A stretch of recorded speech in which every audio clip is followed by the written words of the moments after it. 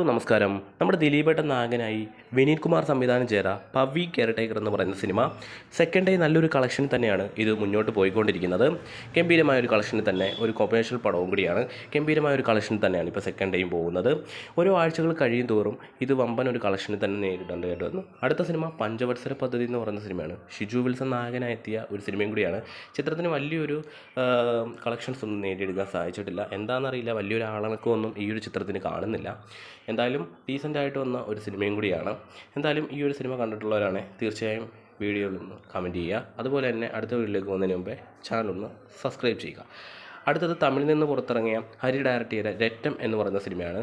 വിശാൽ പ്രധാന കഥാപാത്രത്തിലെത്തിയ ചിത്രം ഇവിടെ നിന്ന് തന്നെ വമ്പൻ കളക്ഷനൊന്നും നേടിയെടുക്കാൻ സാധിച്ചിട്ടില്ല. തമിഴ്നാട്ടിൽ നിന്നും വമ്പൻ കളക്ഷനാണ് ഈ ഒരു ചിത്രത്തിന് നേടിയെടുക്കാൻ സാധിച്ചിട്ടുള്ളത്. തമിഴ്നാട്ടിൽ നിന്ന് തന്നെ വലിയൊരു രീതിയിലുള്ള കളക്ഷൻ തന്നെ സെക്കൻഡ് ഡേയും ഇത് നേടിയെടുക്കാൻ സാധിച്ചു. നിങ്ങൾ ഈ സിനിമകൾ കണ്ടിട്ടുള്ളവരാണെങ്കിൽ നിങ്ങളുടെ അഭിപ്രായങ്ങൾ കമൻറ്റ് ബോക്സുമായി ഒന്ന് രേഖപ്പെടുത്തുക. ഏത് സിനിമയാണ് നിങ്ങൾ കണ്ടിട്ടുള്ളതെന്നൊന്ന് കമൻറ്റ് ചെയ്യുക. അതുപോലെ തന്നെ വീഡിയോ ഇഷ്ടപ്പെട്ടാൽ ലൈക്ക് ചെയ്യുന്ന കാര്യം മറക്കരുത്. അതുപോലെ സബ്സ്ക്രൈബ് ചെയ്യുന്ന കാര്യം പരിഗണിക്കുക.